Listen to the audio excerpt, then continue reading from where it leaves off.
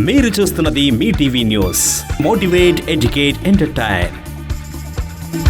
Welcome to మీ TV news. నేను ప్రసాద్.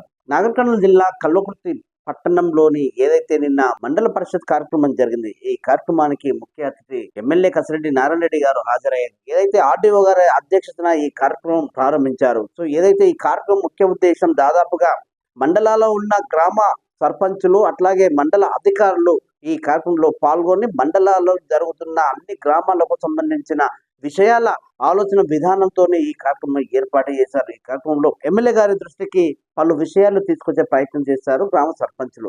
ఏదైతే గ్రామాలలో మంచినీటి సమస్య కావచ్చు, అట్లాగే ఏదైతే ముఖ్యంగా ఎలక్ట్రిసిటీ, విద్యుత్ దీపాలు అంటే విద్యుత్ చాలా వరకు ఇబ్బంది కలుగుతుంది. చాలా దాదాపుగా కరెంటు ఎక్కువ తీస్తున్న తరుణంలోని ఏదైతే విద్యుత్ అధికారుల మీద ఎమ్మెల్యే గారికి ఆయన కంప్లైంట్ చేసే ఆలోచన చేశారు. ఈ కార్యక్రమం మీద మొత్తం మీద ఈ అంశాన్ని సీరియస్ గా ఎమ్మెల్యే గారు ఆయన దృష్టికి తీసుకెళ్లే ఆలోచన చేశారు. ఆయన కూడా ఈ విషయాల గురించి ఎక్కువ మాట్లాడారు. రాష్ట్రం అంతా మనం 24 గంటలు కరెంట్ ఇస్తున్న తరుణంలోని ఏదైతే కల్వకుర్తి పట్టణంలో ఎందుకు విద్యుత్ అధికారులు నిర్లక్ష్యంగా వ్యవహరిస్తున్నారు, ఎందుకు పలుసార్లు పవర్ పోతుంది, ఎందుకు ఇట్లా తీస్తున్నారు, ఏ ప్రాబ్లం లేకున్నా ఏ సమస్య లేకున్నా అసమానం పవర్ పోతుంది అనే ఫోన్లు వస్తున్నాయి, ఎందుకు అసమానం ఇదే కార్యక్రమాలతో ఎందుకు విద్యుత్ అధికారులు అంత నిర్లక్ష్యంగా నిధులు నిర్వహిస్తున్నారా అనే అంశం మీద ఎమ్మెల్యే గారు వాళ్ళని చాలా సీరియస్ గా వార్నింగ్ ఇవ్వడం జరిగింది.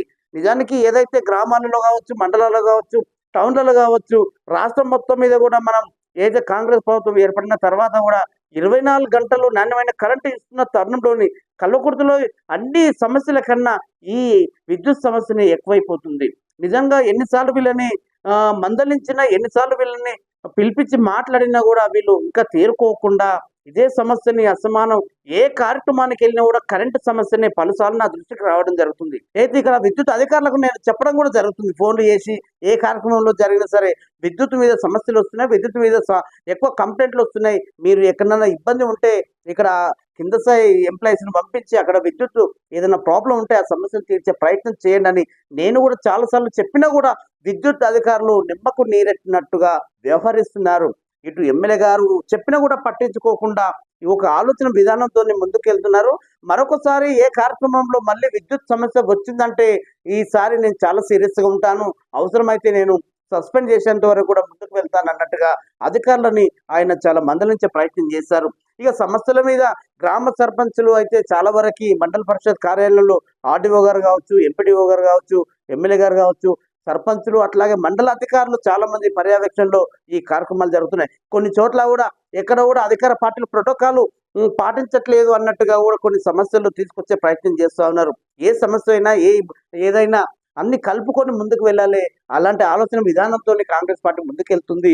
అలాంటి అధికారుల దృష్టికి వస్తే మీరు కూడా సమన్వయము అంటే ఇట ప్రజాప్రతినిధులు, సర్పంచులు కానీ, వార్డు మెంబర్లు కానీ ఎవరైనా ఆ సమస్య మీ దృష్టికి తీసుకొస్తే వాళ్ళని ఎంబడే మీరు ఒక వేదిక మీద పిలిపించి వాళ్ళని కల్పించే ప్రయత్నం చేయాలి. ఆ ఆలోచన విధానంతోనే మీరు ముందుకు వెళ్ళాలి. ఒకరి మీద ఒకరు ఇట్లా కంప్లైంట్లతోని ఇట్లా కార్యక్రమాలతో ముందుకు వెళ్తే మనం సమస్యలని ఇట్లాగే ఆ సమస్యలుగానే మిగిలిపోతాయి, కానీ ఆ సమస్యలు పరిష్కారం అయ్యేటట్టు కూడా ఎక్కడ జరగవు. కాబట్టి మీరు అధికారులు ఎప్పటికప్పుడు సర్పంచులతోని మీరు సమన్వయంతో ముందుకు వెళ్ళి వాళ్ళ కమ్యూనికేషన్తో, వాళ్ళ కోఆర్డినేషన్తో ఒకరికొకరు ఎలా చేయాలి, ఆ ప్రాబ్లం ఆ సమస్యను ఎట్లా తీర్చాలి, ప్రజలకు ఎలాంటి అవసరాలు ఏదైతే ప్రాబ్లం ఉందో దాన్ని ఎట్లా క్లియర్ చేయాలని ఒక ఆలోచన విధానంతో ముందుకెళ్తే ఆ సమస్య లేకుండా అవుతుంది. ఆ సమస్య నా దగ్గర రాకుండా చేయాలనే ఆలోచన ఉంటుంది. పలుసార్లు నేరుగా మండలాధికారులకు చెప్పాల్సిన విషయాలన్నీ ఒక స్థానిక ఎమ్మెల్యే గారికి ఏదైనా కార్యక్రమంలో జరుగుతున్న ఆ కార్యక్రమంలో నేరుగా ఎమ్మెల్యే గారికి కంప్లైంట్ చేయడం జరుగుతుంది. ఇది పలుసార్లు కూడా జరుగుతున్నా ఇటు అధికారులు ఎవరు కూడా పట్టించుకోకుండా ఆ సమస్యను అట్లాగే వదిలేస్తున్నారు. ఎందుకు ఇంత నిర్లక్ష్యంగా వ్యవహరిస్తున్నారని నేను మండల పరిషత్ కార్యక్రమంలో ఎమ్మెల్యే గారు చాలా సీరియస్ గా అధికారులకు ఒక వివరణ ఇచ్చే ప్రయత్నం చేస్తారు. ఇకనైనా మీరు కళ్ళు తెరవండి, ఎందుకంటే సమస్యలు చాలా ఉన్నాయి. ఆ సమస్యలు అధికారులకు చెప్పుకునే సమయం మీరు వాళ్ళకి ఇవ్వాలి. ఆ ప్రజలకు ఇచ్చినప్పుడే ఆ సమస్యను తీర్చే ఆలోచన ఉంటుంది. ఆ ఆలోచనతోనే మనం ముందుకెళ్లే ప్రయత్నం చేస్తామని ఎమ్మెల్యే గారు ఇక్కడ మండల పరిషత్ కార్యక్రమంలో చాలా ఇక్కడ ప్రజలను ఉద్దేశించి సర్పంచులకు ఇట్లా అధికారులకు సమన్వయం కల్పించే విధంగా నేను మండల పరిషత్ కార్యక్రమంలో ఎమ్మెల్యే గారు మాట్లాడుతున్నారు. ఆ మాటల్లో వినే ప్రయత్నం చేద్దాం. మనము ప్రజాప్రతినిధులం ఆఫీసర్స్కు ఏ విధమైన గౌరవం ఇస్తారో మనకు ఆ గౌరవం ఇస్తారని నేను భావిస్తాను. ఒకటి ఒక పాయింట్. నెక్స్ట్ ఏంటిది అంటే మన బిహేవియర్ని బట్టి వాళ్ళు కూడా బిహేవ్ చేస్తారు. మనం అడిగే పద్ధతిని బట్టి మన పనులు అవుతాయి. ఈ పీరియడ్లో మనం మన గ్రామానికి ఏం చేసుకున్నాము, ఏ సమస్యను తీర్చగలిగినాము, వాళ్ళు ఎంత సుఖంగా బ్రతకగలుగుతున్నారు, గవర్నమెంట్ నుంచి వచ్చేటువంటి ఈ సంక్షేమ పథకాలను ఏ విధంగా మనం తీసుకెళ్ళగలుగుతున్నాం అనేది చాలా ఇంపార్టెంట్. మీరు దయచేసి అర్థం చేసుకోవాలి. రూలింగ్లో ఉన్న వాళ్ళైనా ప్రతిపక్షంలో ఉన్న వాళ్ళైనా అందరూ నాకు ఒకటే, అందరికీ నేను చెప్తాను, మనం ఎంత స్ట్రిక్ట్గా ఉంటామో మన పనులు అంత బాగా నడుస్తాయి. అదేమో ప్రజల కోసం పనిచేయడానికి వచ్చినా మీరు కూడా మీకు అందరికీ గౌరవిస్తా ఉన్నా ఉంది. మీరు 5 గంటలు కట్ చేస్తున్నారంటే ఎందుకు కట్ చేస్తున్నారు చెప్పాల్సిన బాధ్యత మీకుంది. ఏ టైంలో కరెంట్ ఇస్తారేమనేది చెప్పాల్సిన బాధ్యత మీకుంది. రాష్ట్రం అంతా ఇచ్చేసేసి ఒక కలపతికి ఇవ్వకపోతే ఎట్లా అవుతుంది? రాష్ట్రం అంతా మంత్రులు చెప్తా ఉన్నారు వస్తుంది అని చెప్పి. ఇక్కడ నాకు బాధ్యత ఉంది, అక్కడ సర్పంచులకు బాధ్యత ఉంది. ఇది మీ ఎలక్ట్రిసిటీ డిపార్ట్మెంట్ చాలా యాక్టివ్గా ఉండాల్సిన అవసరం ఉంది. అందులో వర్షాకాలంలో అక్కడక్కడ ప్రాబ్లమ్స్ వస్తాయి, యాక్సిడెంట్స్ అవుతుంటాయి మీకు ఎలక్ట్రిసిటీకి సంబంధించినవి. అది కేర్ తీసుకోండి.